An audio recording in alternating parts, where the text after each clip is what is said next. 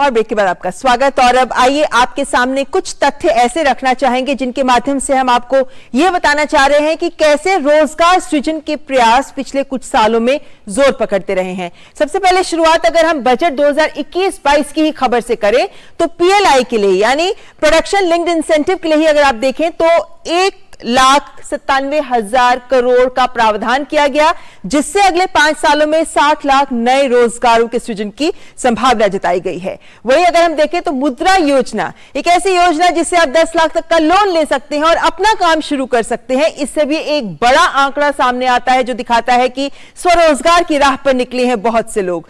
PM Svanidhi योजना भी एक ऐसी ही योजना रही है जिससे रेहड़ी पटरी वालों को मदद मिली है और इससे वो भी अपना रोजगार आगे कर चुके हैं।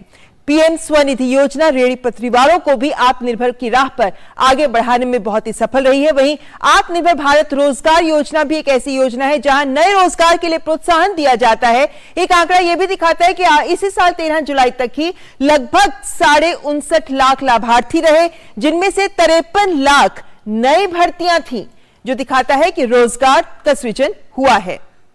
जी, और साथ ही हम आपको दिखाएं तो यह भी महत्वपूर्ण बात है कि संगठित क्षेत्र में भी नौकरियां बढ़ी हैं।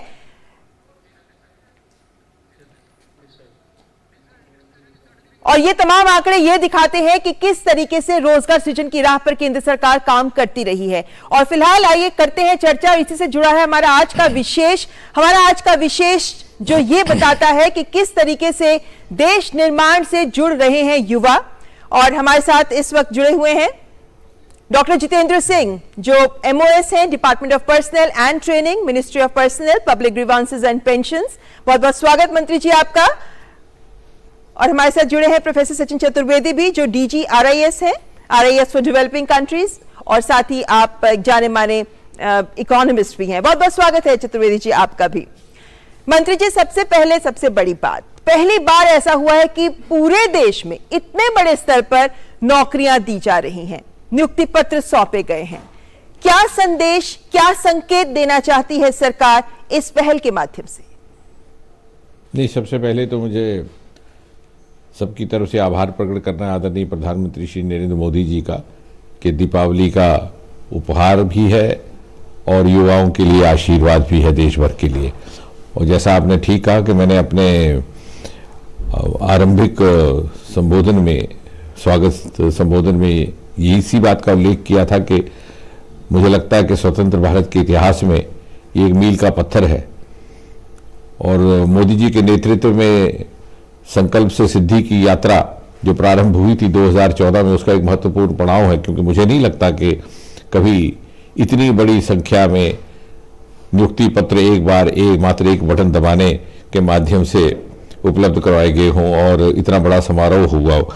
अभी मैं सुन रहा था, जैसे आप आंकड़े गिनवा रही थी, देखिए किसी भी सरकार के लिए, विश्व का कोई भी देश क्यों ना हो, कभी यह संभव नहीं रहता कि प्रत्येक युवा को तनख्वाह याफ्ता या वेतन याफ्ता सरकारी नौकरी दे।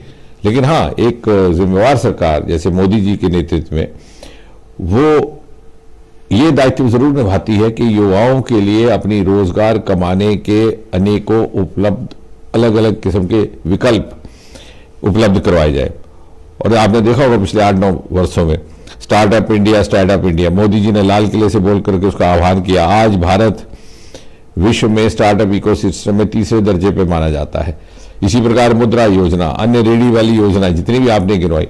लेकिन साथ ही साथ क्योंकि हमारी एक फ्यूडल लेगेसी और हमारे देश में अभी भी बहुत सारे युवा वर्ग ऐसे हैं, कुछ एक प्रदेश ऐसे हैं जहां सरकारी नौकरी का बेंट ऑफ माइंड रहता है। भले ही जो स्टार्टअप मूवमेंट है उसमें कई बहुत ज्यादा आमदनी कमाने के भी साधन हैं, विकल्प हैं, लेकिन उस मानसिकता को भी एड्रेस करते हुए सरकारी नौकरियों की ही दृष्टि से मोदी जी ने कुछ महीने पहले ये कहा था कि ये सरकार जल्द ही 10 लाख सरकारी नौकरियां उपलब्ध करवाएगी। और बहुत से लोगों ने इस पे व्यंग भी रचा, इस पर आशंका भी व्यक्त की। लेकिन जैसे आज मैंने प्रातः कहा था स्वागत निवेदन में कि ये एक बार फिर से प्रमाणित हो गया कि मोदी जो कहते हैं वो करते हैं, और मोदी जी हैं तो मुमकिन भी है। तो ये प्रक्रिया शुरू हो चुकी है। 10 लाख में से 75,000 के लिए नियुक्ति पत्र सौंपे जा चुके हैं मंत्री जी। लेकिन जैसा आपने कहा कि बहुत सारे देश के युवा ऐसे हैं जो सरकारी नौकरी की आस लगाकर बैठे हैं। ऐसे में जबकि 75,000 दिए गए हैं, एक ही साथ इतने सारे नियुक्ति पत्र सौंपे गए हैं, और वो भी 38 विभागों में, देश भर में अलग अलग विभागों में ये युवा काम करेंगे। लेकिन इन्हें भी जो सरकार की कार्य संस्कृति है उससे रूबरू होना होगा। इन्हें भी कैसे काम होता है, क्या होता है, जिम्मेदारी से कैसे काम करना है इत्यादि, उसके लिए प्रशिक्षण भी देना होता होगा। तो इसको लेकर भी क्या कोई रोड मैप है सरकार के पास?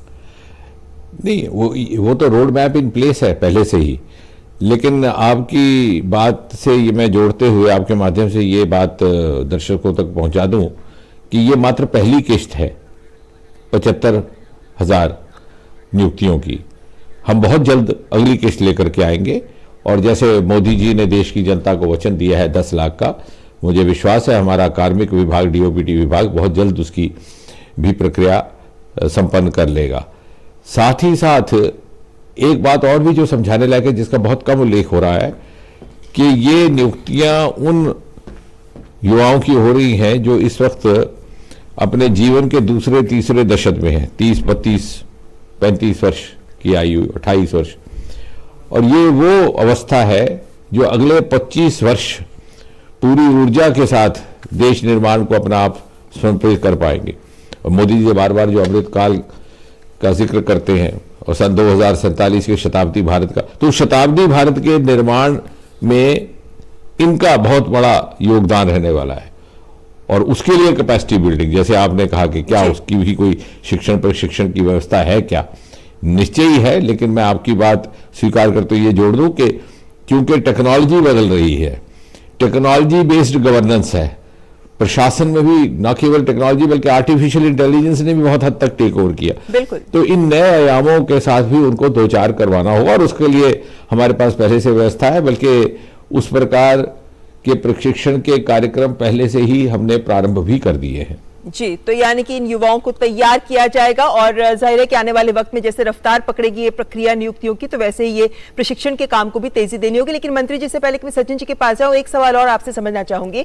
ये बात आज प्रधानमंत्री ने भी सामने रखी कि किस तरीके से इस स्तर तक पहुंचने में, क्योंकि सभी इस बात को लेकर पहले भी आवाजें उठती रही हैं कि केंद्र की में इतने पद रिक्त हैं, उन्हें क्यों नहीं भरा जा रहा। क्या ऐसे बदलाव किए गए, कैसे व्यवस्था में एक आमूलचूल परिवर्तन किया गया, कैसे प्रक्रियाओं को सरल बनाया गया कि आज इस तरीके से पारदर्शी तरीके से केंद्र सरकार में नियुक्तियां संभव हो पाई हैं?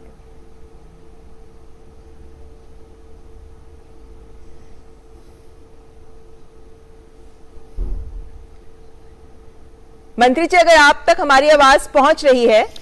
नहीं, मेरे तक पहुंच रही है, लेकिन मैंने सोचा शायद आप प्रश्न किसी और को संबोधित कर रही थी। अच्छा, नहीं मंत्री जी, मैं सचिन जी के पास जाऊंगी, लेकिन उससे पहले आपसे इस सवाल का जवाब। अच्छा, नहीं, मैं जी इस प्रश्न के उत्तर में मैं ये बात कहना चाहूंगा, बड़ी महत्वपूर्ण आपने बात कही है। वास्तव में जैसे आपने कहा कि ये कैसे संभव हुआ, और निश्चय ही देशवासियों को बतलाने की आवश्यकता है। पिछली सरकारें हुई, आई गई, क्यों नहीं ऐसा हो पा रहा था। हम ये बात अक्सर भूल जाते हैं, और अक्सर इसका उल्लेख नहीं होता समाचार पत्रों में भी, कि ये वो सरकार है मोदी जी की जिसने लगभग 1500-1600 पुराने नियम कानून रद्द कर दिए। आज तक जितनी सरकारें रहीं वो इस बात का गर्व मनाते थे, श्रेय लेते थे कि साहब हमने फलाना कानून लाया, फलाना नियम लाया। इस सरकार ने नियम खत्म कर दिए, ताकि जो बाधाएं थी, जो प्रक्रिया को विलंबित करती थी, उनको समाप्त किया। उदाहरण के तौर पर जैसे मोदी जी ने आज सुबह इशारा किया था, और हम उसके चश्मदीद गवाह हैं डीओपीटी में, कि सरकार 26 मई 2014 को बनी, और लगभग सितंबर के मास में 3 महीने के भीतर अंग्रेजों के समय से चली आ रही थी कुरीति के गेस्टेड अफसर से अपने दस्तावेज अटैच कराने। कई दिन बीत जाते थे उसे, और हम तो जिस परिप्रेक्ष्य से आते थे देहात से, तो जब 9वीं 10वीं कक्षा में बालक पहुंचता था उसको कहा जाता है कि गेस्टेड अफसर से दस्तखत कराओ, तो उसको ये भी नहीं मालूम समझ आता है वो कैसा प्राणी होगा, 2 नाक वाला 4 कान वाला। दूर दूर तक कोई गेस्टेड अफसर नहीं रहता था। यानी ना केवल नियुक्ति की प्रक्रिया को सरल बनाया गया, उसके विलंबित होने की संभावना को घटाया गया, बल्कि एक तरह की ये सोशल रिफॉर्म्स भी है ईज ऑफ लिविंग के लिए। उसी प्रकार सन 2015 में स्वतंत्रता दिवस के संबोधन में मोदी जी ने कहा था कि क्या इंटरव्यू की पद्धति समाप्त नहीं हो सकती, और मुझे गर्व है इस बात का कि डीओपीटी विभाग ने मात्र 3 महीने में उस प्रक्रिया को संपन्न करके 1 जनवरी 2016 से जो नीचे के पद है उनके लिए इंटरव्यू समाप्त कर दिए, ताकि कोई पक्षपात ना हो, पारदर्शिता रहे। वरना अक्सर ये शिकायत आया करती थी कि साहब भेदभाव होता है, लेन देन होता है। तो अनेकों ऐसे रेगुलेशंस जो वक्त के साथ साथ अपना औचित्य खो बैठे थे या जिनकी आवश्यकता नहीं थी, उनको समाप्त कर दिया गया। इसलिए प्रक्रिया सरल भी हुई और तेज रफ्तार, तेज गति से भी आगे बढ़ी है, और यकीनन उसमें पारदर्शिता भी आई है। ये जितने भी बच्चे सेलेक्ट हुए हैं, अधिकतर ये रिटन टेस्ट और दूसरे ऑब्जेक्टिव प्रक्रिया के माध्यम से सिलेक्शन हुई है इनकी। जी बिल्कुल, हमारे साथ प्रोफेसर चतुर्वेदी भी जुड़े हुए हैं।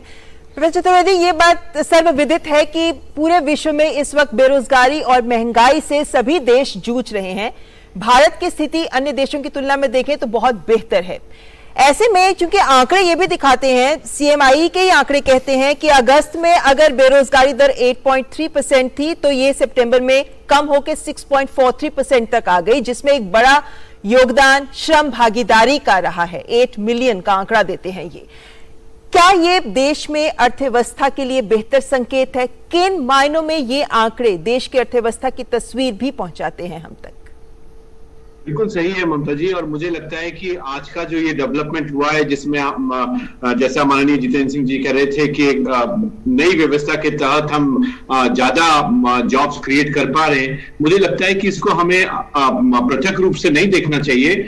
ये जो देश में 2014 के बाद हम लगातार एक नया इकोनॉमिक डेवलपमेंट मॉडल उभरते हुए देख रहे हैं, ये उसी का प्रतीक है, जिसमें हमने लगातार निर्णय अपने आप किए हैं और सरकार ने अपनी मंशा से स्वयं सोच करके किए हैं। पहले हमें लगता था कि इन्फ्लेशन टारगेटिंग एक महत्वपूर्ण मुद्दा होना चाहिए, डेफिसिट फाइनेंसिंग हमारा मुख्य मुद्दा होना चाहिए, लेकिन सरकार ने उन बाधाओं को कोविड काल में भी पार किया और आज उसी का हम परिणाम देख रहे हैं कि पिछले कई वर्षों में आपने अभी अपनी रिपोर्ट में जिन योजनाओं की चर्चा करी, आपने पीएलआई की चर्चा करी, आपने मुद्रा योजना की चर्चा करी, ये सारी योजनाओं का और डिजिटलाइजेशन का सारा स्वरूप 14 से 19 वाले कार्यकाल में तैयार हुआ और आज हम देख रहे हैं कि उसका परिणाम आ रहा है कि जो जॉब क्रिएट हो रहे हैं, जिसको हम एक बड़ी संख्या में देख रहे हैं, और 10 लाख का जो टारगेट है ये आसानी से अचीव होगा, क्योंकि प्रधानमंत्री ने देश का एक मानसिक स्वरूप बदलने का प्रयास किया है। जैसा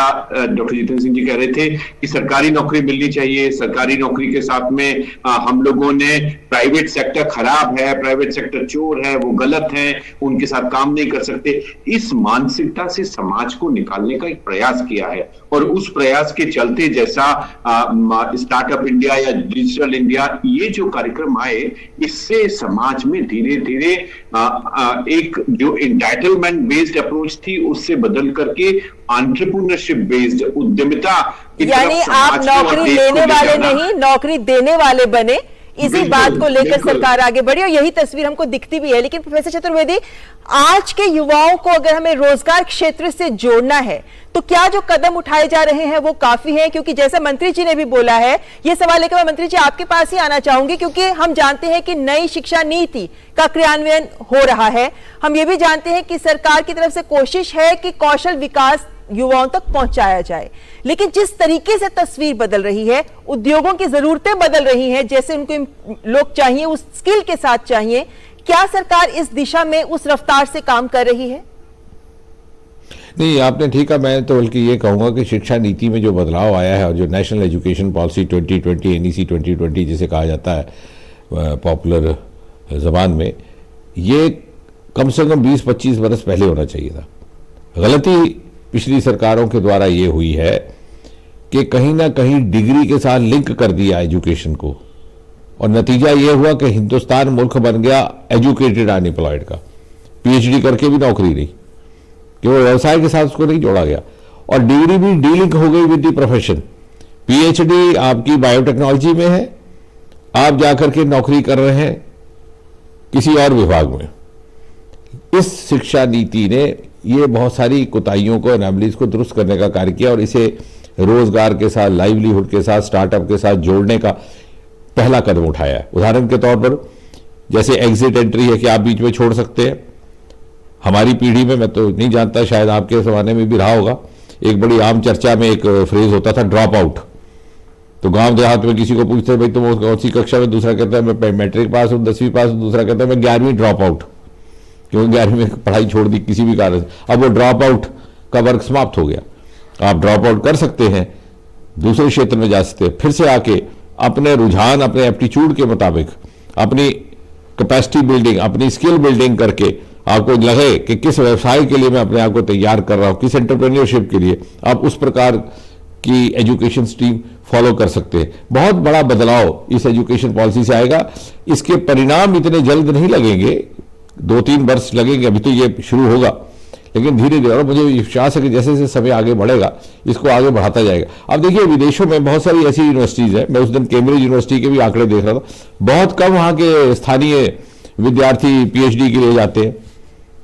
तो वही जाएगा जिसको लगता है कि सारी उम्र मैंने अब इसी क्षेत्र में शोध करना है, अनुसंधान करना है और इसी में अपना आप समर्पित कर देना। यहां पीएचडी ली जाती है एज ए ट्रॉफी। जी। तो इस चीज को डीलिंक करने का कार्य होगा। शिक्षा नीति जो नई आई है, इसको व्यवसाय से, रोजगार के साधनों से जोड़ा जाएगा, ताकि we have a livelihood based capacity building of the youth, not degree based education which may और may not lead to employment. जी प्रोफेसर चतुर्वेदी, जब हम विकास की बात करते हैं, रोजगार की बात करते हैं, तो ग्रामीण क्षेत्र को शहरी क्षेत्र के साथ इस दिशा में विकास किया जाना बहुत जरूरी है। एक आंकड़ा कहता है कि लगभग 8 करोड़ से ज्यादा स्वयंसेवी समूह महिलाएं हैं जो 77 लाख स्वयंसेवी समूहों के साथ जुड़ी। ये सिर्फ एक पहलू है जो दिखाता है कि क्षेत्रों में, अलग अलग क्षेत्रों में कैसे विकास हो रहा है। लेकिन क्या हमारे ग्रामीण विकास भी रोजगार की दिशा में इसी रफ्तार से आगे बढ़ पा रहा है जैसा हम शहरों में, अन्य बड़े शहरों में या थोड़े 2 टियर 3 टियर सिटीज तक भी देख पाते हैं? कैसे तुलना करते हैं आप इन क्षेत्रों की?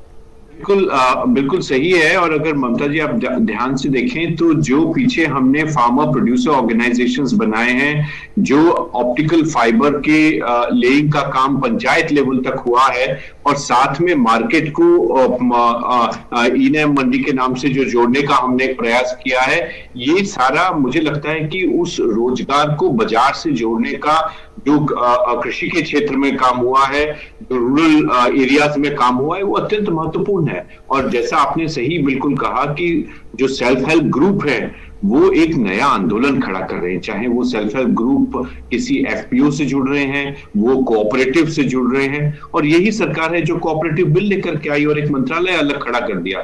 तो ये जो स्ट्रक्चर हम अर्बन में देख रहे हैं वही रूरल में एक महत्वपूर्ण कड़ी के रूप में उभर रहा है, और ये कृषि के क्षेत्र में, ग्रामीण अंचलों के विकास में, और उनको ऑप्टिकल फाइबर से, नॉलेज के इंफॉर्मेशन से, मार्केट से जोड़ने का एक अभूतपूर्व प्रयास कर रहा है। अब इसमें राज्य सरकारों की तरफ से स्किल्स की तरफ ध्यान दिए जाने की आवश्यकता है।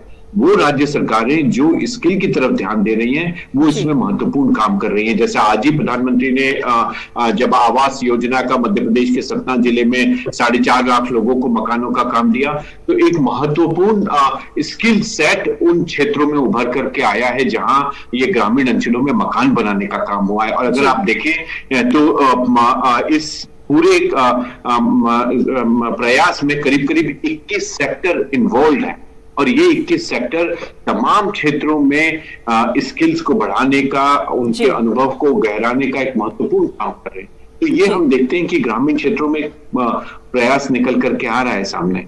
जी बिल्कुल।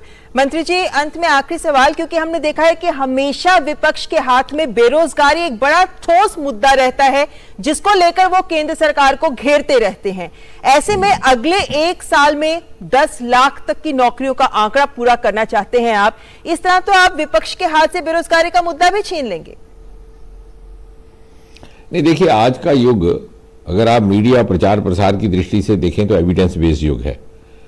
सोशल मीडिया के माध्यम से हल्ला वल्ला करना एक बात है, न्यूसेंस क्रिएट करना और बात है, लेकिन देश का आम नागरिक इतना जागरूक हो चुका है कि वो सच और झूठ की पहचान करता है।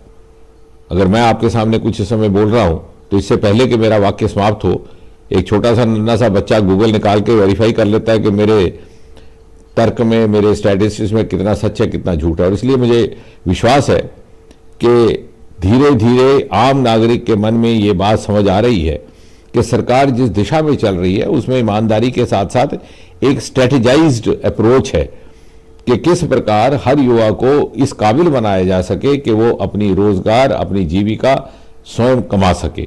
और जहां तक सरकारी नौकरी का संबंध है, जैसा आपने स्वयं कहा इस चर्चा के दौरान, यदि इतनी बड़ी संख्या में, इतनी बड़ी मात्रा में नौकरियां उपलब्ध करवाई जा सकती है तो इसके पीछे भी काफी मशक्कत हुई है। उसका सरलीकरण हुआ उस प्रक्रिया का जिसको स्टेटस को के तौर पर बरसों दर बरसों चलाया जा रहा था। और मुझे विश्वास है कि जनता इस बात को पहचानती है और जिस प्रकार की विश्वसनीयता है मोदी जी को लेकर के, कि आम नागरिक को ये समझ में आता है कि यदि मोदी जी ने कुछ कहा है, मेरे लिए किया है, तो यकीनन उसमें कहीं ना कहीं मेरा हित छिपा हुआ है। जी, उम्मीद करते हैं कि जो लक्ष्य लेकर सरकार आगे बढ़ रही है उससे देश के युवाओं और देशवासियों का भी भला हो। बहुत बहुत शुक्रिया डॉक्टर जितेंद्र सिंह, केंद्रीय मंत्री, हमारे साथ जुड़ने। धन्यवाद ममता। धन्यवाद प्रोफेसर चतुर्वेदी इस कार्यक्रम में हमारे साथ शिरकत करने के लिए। तो ये थे हमारे साथ केंद्रीय मंत्री डॉक्टर जितेंद्र सिंह, जो देश में रोजगार को लेकर सरकार के प्रयासों को हमारे सामने रख रहे थे। फिलहाल यहाँ रुकेंगे एक ब्रेक के लिए। आप देखते रहे न्यूज नाइट।